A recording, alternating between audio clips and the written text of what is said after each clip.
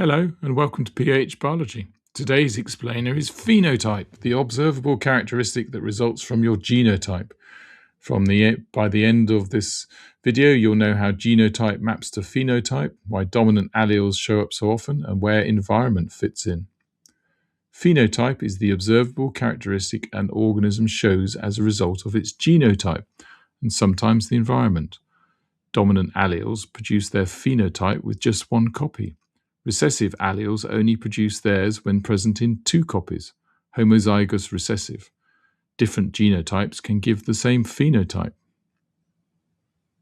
Three things. 1. Phenotype is what you see, not what you have. 2.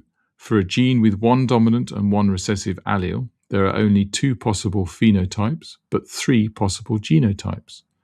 3.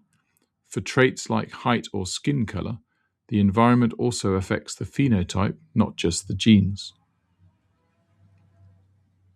Common slip. Don't write a genotype where a phenotype is asked. Brown eyes is a phenotype. Capital B, lowercase b is a genotype. And remember that environment matters for many traits. Identical twins have the same genotype, but they can have different heights if they grow up with different diets. Quick example, eye color. Genotype capital B lowercase b gives the brown phenotype because capital B is dominant. Genotype capital B also gives brown. Same phenotype, different genotype. Only genotype lowercase b gives the blue phenotype, so brown eyes covers two genotypes, but blue eyes covers only one. Right, if any of this is going to stick beyond this video, drop into phmaths.com. You'll find a free 4-week GCSE higher revision planner ready to download, plus the mastery workbooks. One for every higher topic, every answer fully worked, every common slip flagged.